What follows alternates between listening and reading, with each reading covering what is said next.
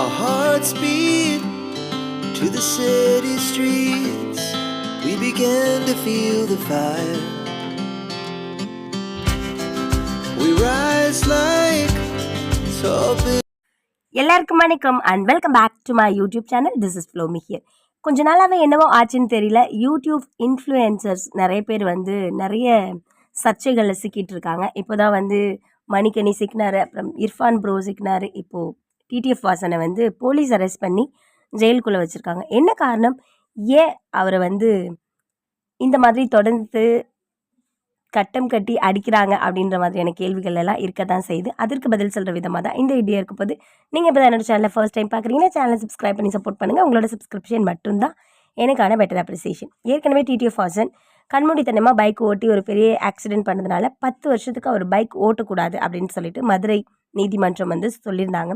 அது போலவே முந்தானத்தை என்ன பண்ணியிருக்காருன்னா, ஃபோன் பேசிக்கிட்டே காரை டிரைவ் பண்ணிக்கிட்டு அதை யூடியூப் சேனலில் அப்லோட் பண்ணியிருக்காரு. அதை சில பேர் கேஸ் ஃபைல் பண்ணியிருக்காங்க. என்னென்ன மாதிரியான கேஸ் ஃபைல் பண்ணியிருக்காங்கன்னா, கார் ஓட்டிக்கிட்டே ஃபோன் பேசிக்கிட்டே கார் ஓட்டுறாரு அப்படின்னும், மக்களுக்கு பாதுகாப்பு இல்லாமல் ஒரு சில வேலைகளை செய்கிறாருன்னும் சில கேஸ் எல்லாம் அவர் மேலே ஃபைல் பண்ணியிருந்தாங்க. உடனே நம்ம டிடிஎஃப் வாசன் என்ன கேட்குறாருன்னா, நான் என்ன கார் ஓட்டிக்கிட்டு ஃபோன் பேசுனதுனால இப்போ என்ன ஒரு கொலையாக நடந்துருச்சு, இதை ஒரு பெரிய இஷ்யூ ஆக்குறீங்களே அப்படின்ற மாதிரி அவர் கேட்டார். உடனே போலீஸ் அவரை தூக்கிட்டு போய் ஜெயிலில் போட்டாங்க. இந்த விஷயம் நீதிமன்றம் வரைக்கும் போகுது. நீதிமன்றத்தில் டிடிஎஃப் வாசன் தரப்பு என்ன கேட்குறாங்கன்னா, ரஜினி சினிமாவில் நிறையா சிகரெட்லாம் பிடிக்கிறதுனால அவரை ஃபாலோ பண்ணுறவங்க என்ன கெட்டால் போயிடுறாங்க, அந்த மாதிரி தெருவுக்கு ஒரு வைன் ஷாப் இருக்குது, அப்போல்லாம் கெட்டு போகாதவங்க என்னோடய வீடியோஸ் பார்க்கறதுனால கெட்டு போகிறாங்களா அப்படின்ற மாதிரிலாம் கொஞ்சம் ரூடாக கேள்வி கேட்க ஆரம்பிச்சிருக்காரு. ஃபைனலாக என்ன சொல்லியிருக்காங்கன்னா, இனிமேல் இந்த மாதிரி பண்ணக்கூடாது அப்படின்னு குற்றப்பத்திரிக்கை எழுதி கையெழுத்து போட்டு கொடுங்க அப்படின்னும் சொல்லியிருக்காங்க.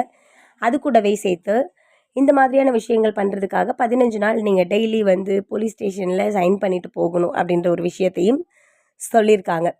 இவருக்கு ஆதரவாக அவரோட கேர்ள் ஃப்ரெண்ட் என்ன சொல்லியிருக்காங்கன்னா, இப்போ நடக்கிற விஷயத்துக்கும் உனக்கும் எந்த சம்மந்தமும் இல்லை, இது எல்லாமே உன்னை வேணும்னே கார்னர் பண்ணி அடிக்கிறாங்க, நீ இதுக்காகலாம் கவலைப்படாத, உன்னோட வாழ்க்கை ரொம்ப பிரகாசமாக இருக்கும், என்ன ப்ராப்ளம்னாலும் நான் கூடவே